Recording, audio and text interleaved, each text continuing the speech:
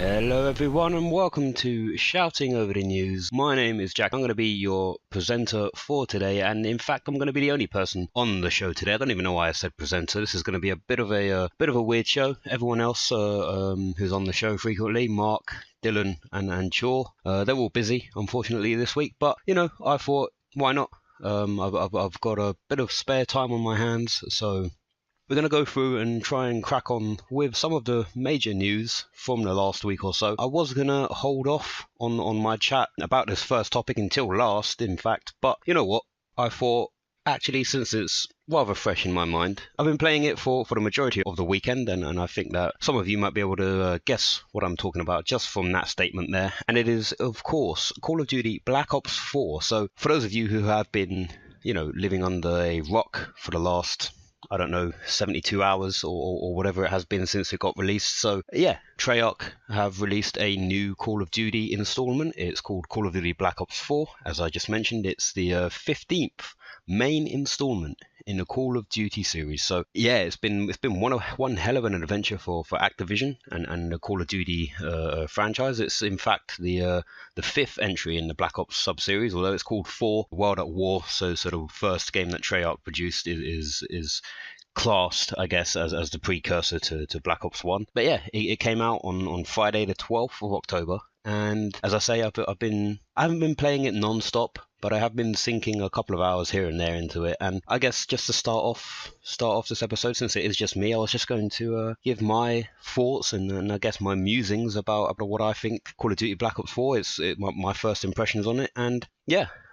so first off, I guess it's a bit weird to be talking about a Call of Duty game and it not to have any kind of inkling of a single player to it. And I mean, that it does have three aspects. It's not just playing online. You obviously get your multiplayer, so what you're normally used to with Call of Duty. You get your zombies as well. They've brought that back again this year. And of course, the major thing to this new Call of Duty is the fact that they've got this blackout mode. So they've got Call of Duty Blackout, which is essentially their version of Battle Royale.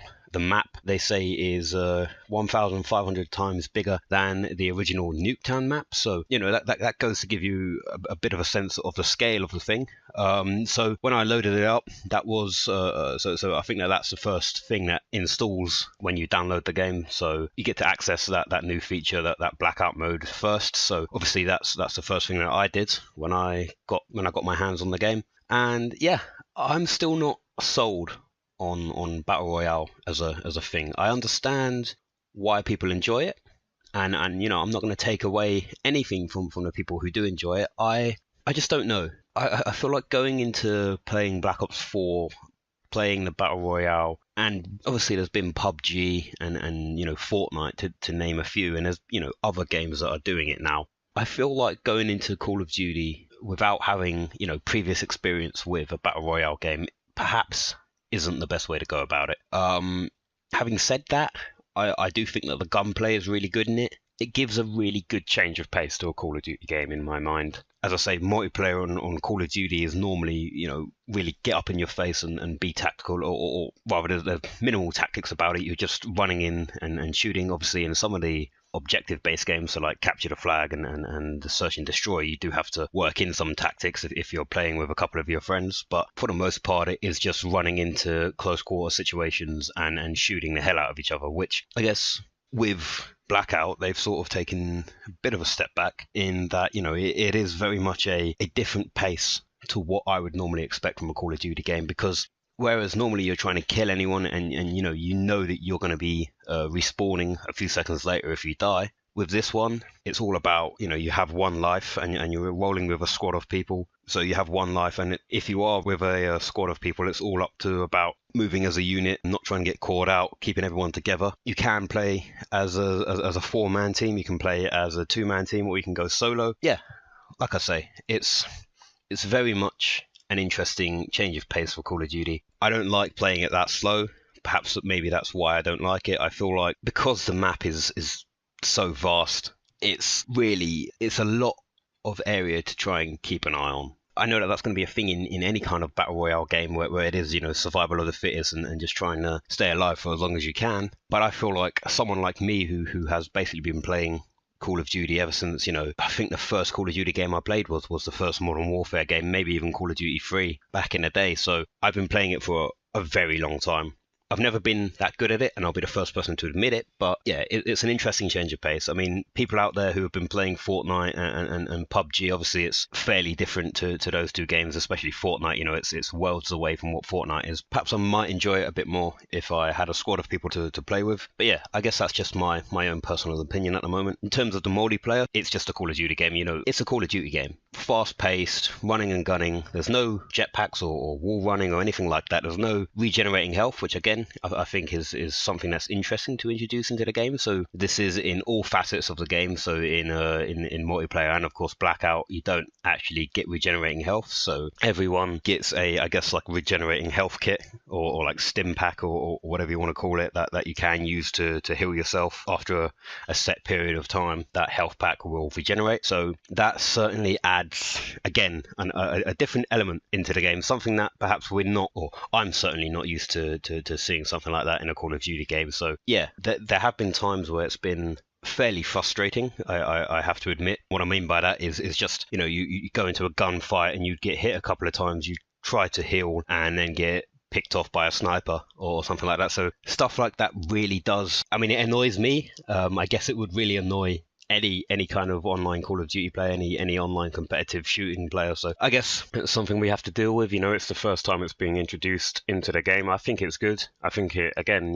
it gives Call of Duty perhaps the change of pace that it's been needing for the last couple of years. Obviously, Activision and the various developers that they work with, so Treyarch and Infinity Ward and Sledgehammer now, I wouldn't say they're trying to compete against each other, but it certainly feels like, we get that 3-year cycle and each year everyone's trying to do something different. I don't know. I mean, I like Call of Duty. I still think, it's very early on in the game's, I guess, cycle. We're only, 3 or 4 days into it. I honestly can't wait to see what the competitive scene is going to be like. The Zombies mode, I played that last night. So honestly, the first time that I played the Zombies, I did get a bit confused. I think I ended up getting to like round 6 and then dying. So I sort of left it at that, and I was like, well, I'll come back to it in a bit and see if I can make heads or tails of it. So obviously, as you do, you go online and you have a look at like walkthroughs or just something that gives you like a general gist of the direction of the Zombies and how you're meant to go about, I guess, unlocking some of the Easter eggs in it. And so after having a look at that online, I was able to jump into a game.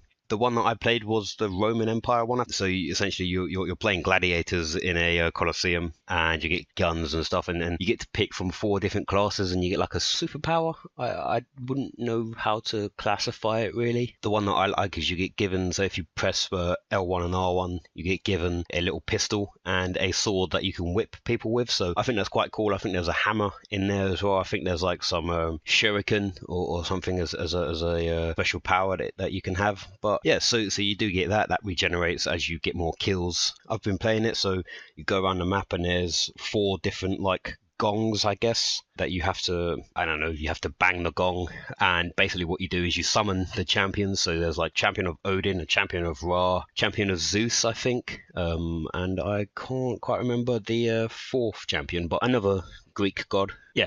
So you do that, and once you've beaten all of the champions, so every champion drops, I guess, a head, and then on the map there will be a shrine. So this is essentially all building up to unlocking the Pack-a-Punch, which is, it's become synonymous with any kind of Call of Duty Zombies game. This is the box or the machine or whatever you want to call it that will allow you to upgrade your weapon. So you get these 4 heads, you go to the shrine, and you place these 4 heads onto spikes, and then, the announcer says something, then the Pack-a-Punch appears.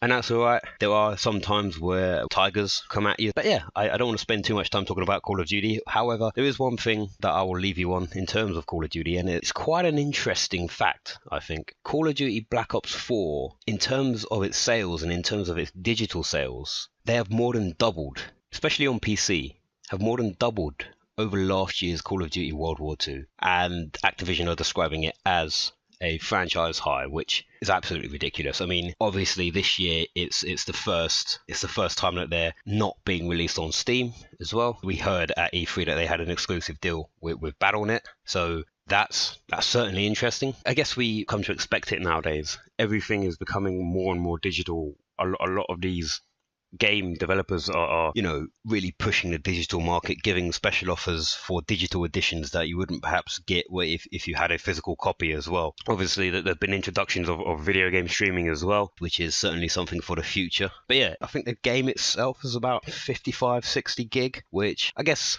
you know, it sounds big, but comparatively speaking, in this day and age of video games, it's actually, you know, just the average size. That there are a lot more games out there which are, you know, 80 gig plus, 100 gig. And yeah, I guess talking about big games and you know, big downloads, there's none other really to talk about than Red Dead 2, which I believe a few weeks back it had details leaked about it perhaps being a 120 gig download, which, you know, that's insane for someone like me who has a 500 gigabyte PS4 and an Xbox One. That's insane. You know, it's a game that's taking up over a fifth of the storage. Yeah, I mean, obviously, you know, Red Dead 2 it's going to be one hell of a game when it does come out, and I feel like it's going to be worth that 120 gigabyte sacrifice that you are going to have to inevitably take. But I mean, it is a rather large download, and there have been some reports out there saying that, you know, Red Dead Redemption 2, if you know, follow it how it's meant to be played and play through the story, and then I don't know if this is a 100% completion time, but I know that certainly the story content of it is 60 hours long, and the online component for the game is still being worked on. It's absolutely ridiculous when you look through some of the stats on this. So it's a 60-hour game. The multiplayer is going to be similar to GTA Online. It's going to be using GTA Online as a baseline to work against, and then try to develop stuff from there, which I think is great. You know, the GTA Online services has always been great to its player base as well. So they say that the dev teams have worked about 100-hour weeks, which, you know, I work a 37-hour week and it's pretty easy going, but to work 100 hours, you know, that's absolutely ridiculous. So just goes to show how much effort and how much time and dedication they're putting into this. So credit to Rockstar. It's astonishing. They've put in 100-hour weeks, and this is basically just to record some of the 300,000 animations and 500,000 lines of dialogue. It's just mind-boggling. Honestly, it's absolutely insane how much work is going into this game. Moving on now, we've got a couple of stories. There was, I guess, an announcement. I don't know if it was this week or it might have been last week. So EA, that well-known game publisher, EA, Electronic Arts, they have confirmed that they are going to be making a remaster of the classic Command & Conquer games. And what I think is the news that a lot of people wanted to hear, and a lot of people are, I guess, glad about, is that the remasters of these games won't have microtransactions. So yeah, I guess the words EA and microtransactions always leave a bit of a sour taste in some people's mouths. I've never really been coerced into wanting to purchase any of EA's, you know, online loot boxes. Obviously, people still buy FIFA packs to play their online, like, trading card thing, the Ultimate Team. So people still do that. They got a lot of backlash about it from obviously Battlefield and also Battlefront, the Star Wars games that they developed. So there's been a lot of backlash from the video game community, and people who play EA games have been really upset about how they've gone about their business, and the fact that they do use quite a lot of microtransactions in basically all of their games nowadays. So I guess it's a bit of a relief. You know, Command & Conquer, I've never been a big fan of it, but it does give some hope in, I guess, to the future of EA. I mean, Anthem launching next year, people are dubbing it as it's going to be a direct competitor for Destiny. I don't know if it's going to be a Destiny killer per se. I guess we'll see how they handle microtransactions in that, because inevitably there are going to be microtransactions, and, you know, I don't know if there's been any reports of them saying that there aren't going to be microtransactions in that game, because I wouldn't believe anything that they say. I wouldn't want to even think about believing what they're going to say about microtransactions, because it's always been a bit of a touchy subject with EA. But I mean, if there are any Command & Conquer fans out there, then that's great to know that you guys won't have to spend acres amount of cash. Our penultimate story for this week, I guess this will be one for those listeners out there who perhaps were listening to us when we were back on the little old radio show, the video game show on our university radio station. So this is a story that originates back from, I think it was around March 2017. some of you might remember a guy called John Carmack. He is, or was, the Oculus CTO, and he was there just before he left id Software. And he had claimed that ZeniMax had failed to make the final payment on the acquisition, and hence they owed him $22.5 million.